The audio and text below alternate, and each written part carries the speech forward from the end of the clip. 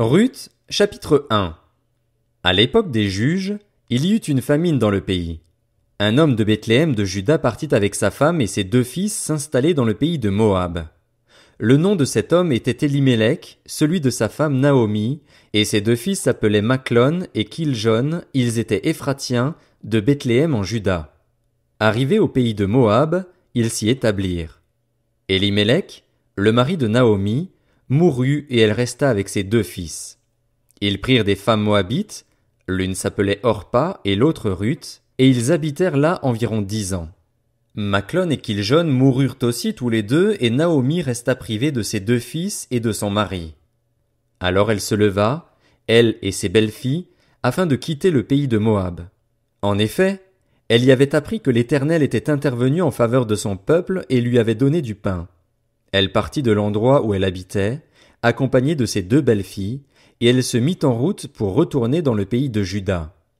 Naomi dit à ses 2 belles-filles, « Allez-y, retournez chacune dans la famille de votre mère. Que l'Éternel agisse avec bonté envers vous, comme vous l'avez fait envers ceux qui sont morts et envers moi. Que l'Éternel fasse trouver à chacune du repos dans la maison d'un mari. » Puis elle les embrassa. Elles se mirent à pleurer tout haut et lui dirent, « Non, nous irons avec toi vers ton peuple. » Naomi dit, « Retournez chez vous, mes filles. Pourquoi viendriez-vous avec moi? Suis-je encore en état d'avoir des fils qui puissent devenir vos maris? Retournez chez vous, mes filles, allez-y. Je suis trop vieille pour me remarier. Et même si je disais, j'ai de l'espérance, même si cette nuit j'étais avec un homme et que je mette au monde des fils, attendriez-vous pour cela qu'ils aient grandi? Refuseriez-vous pour cela de vous marier? Non, mes filles, car à cause de vous je suis dans une grande amertume parce que l'Éternel est intervenu contre moi. » Elles se remirent à pleurer tout haut. Orpa embrassa sa belle-mère, mais Ruth lui resta attachée. Naomi dit à Ruth, « Tu vois, ta belle-sœur est retournée vers son peuple et vers ses dieux. Retourne chez toi comme elle. » Ruth répondit, « Ne me pousse pas à te laisser, à repartir loin de toi. Où tu iras, j'irai. Où tu habiteras, j'habiterai. Ton peuple sera mon peuple, et ton Dieu sera mon Dieu. Où tu mourras, je mourrai, et j'y serai enterré. Que l'Éternel me traite avec la plus grande sévérité si autre chose que la mort me sépare de toi. » La voyant décidée à l'accompagner, Naomi cessa d'insister auprès d'elle.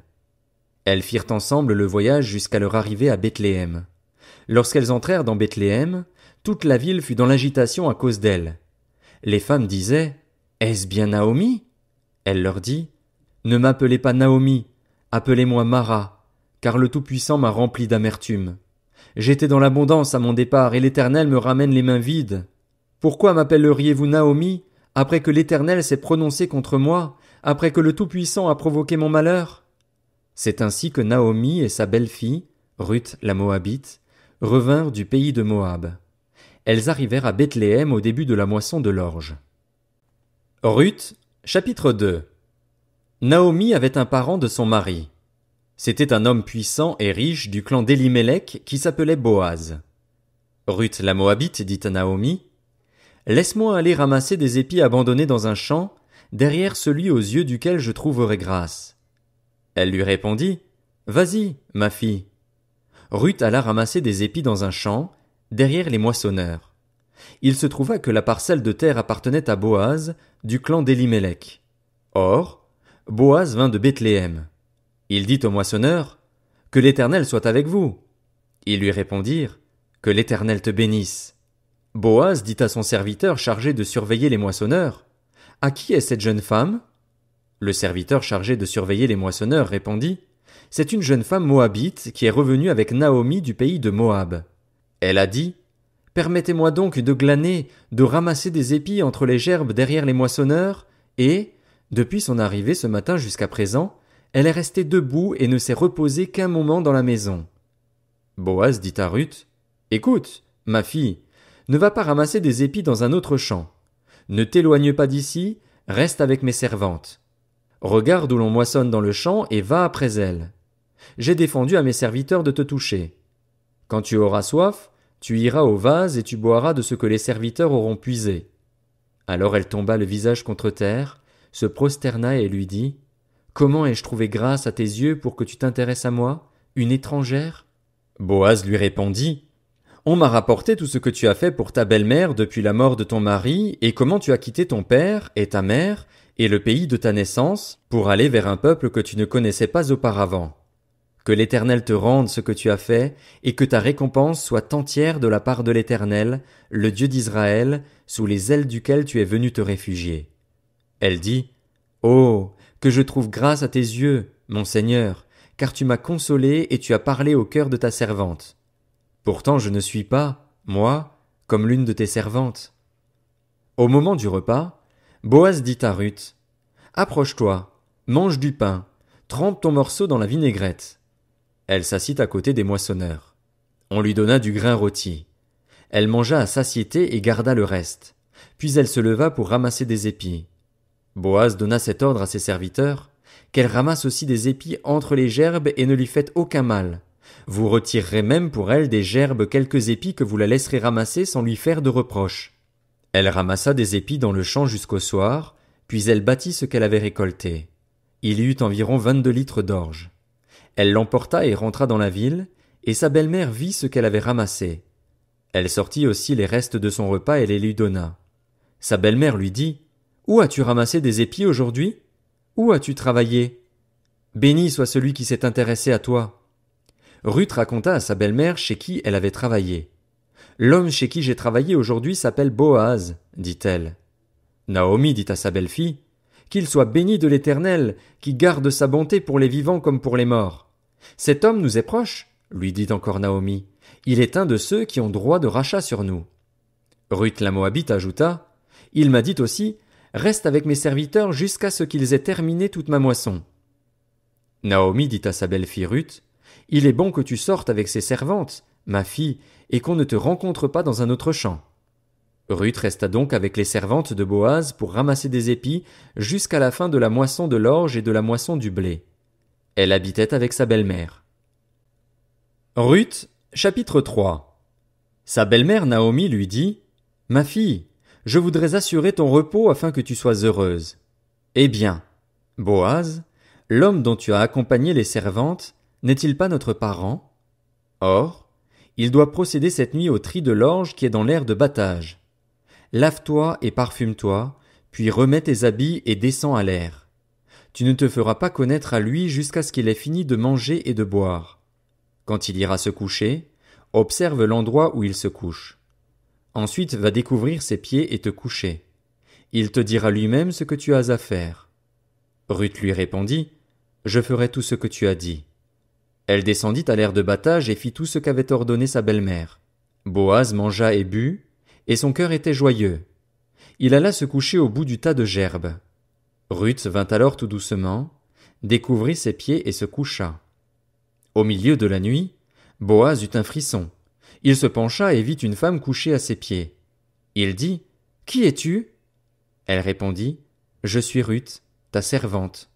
Étends le pan de ton manteau sur ta servante, car tu as droit de rachat. Il dit, Sois bénie de l'Éternel, ma fille. Ce dernier trait témoigne encore plus en ta faveur que le premier, car tu n'as pas recherché des jeunes gens, pauvres ou riches.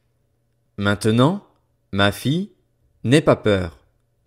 Je ferai pour toi tout ce que tu diras, car tout le monde chez nous sait que tu es une femme de valeur. Il est bien vrai que j'ai droit de rachat, mais il existe un autre parent, plus proche que moi, qui a ce droit. Passe la nuit ici. Demain, s'il veut exercer envers toi son droit de rachat, c'est bien, qu'il le fasse. Mais s'il ne lui plaît pas de l'exercer envers toi, je le ferai, moi, l'Éternel est vivant.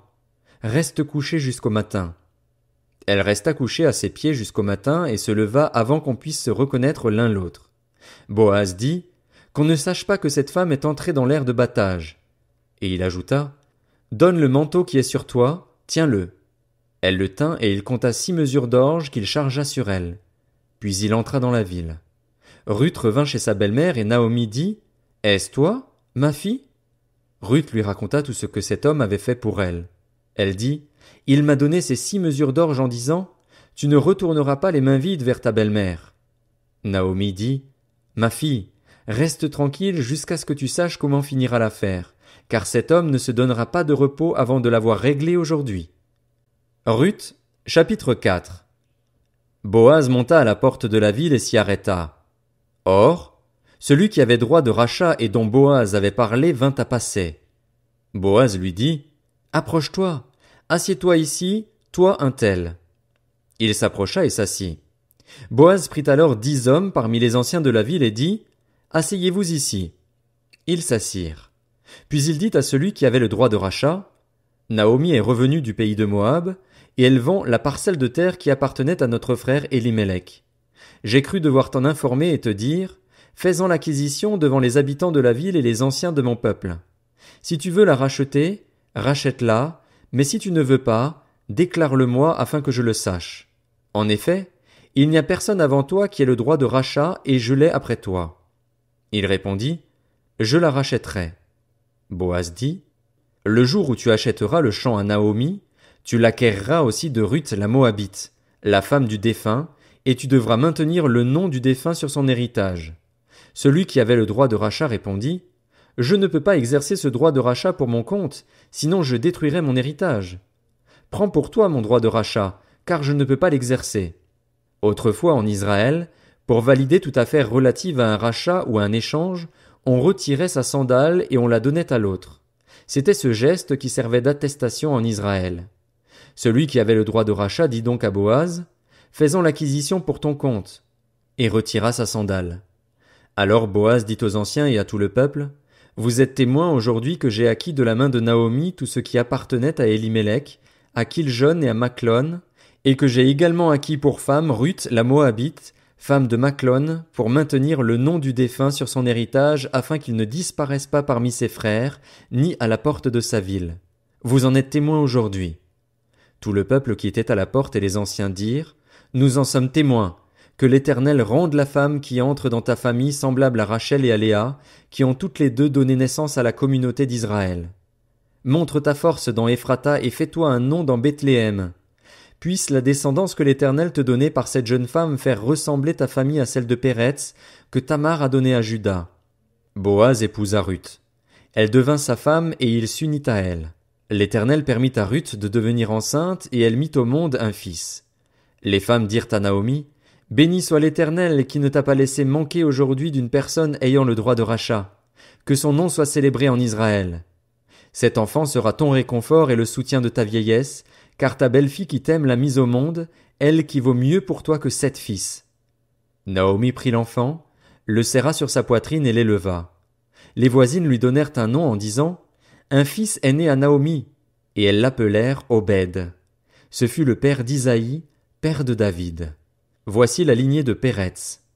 Péretz eut pour fils Hezron, Hezron eut Ram, Ram eut Aminadab, Aminadab eut pour fils Nachshon, Nachshon eut Salmon, Salmon eut pour fils Boaz, Boaz eut Obed, Obed eut pour fils Isaïe, et Isaïe eut David.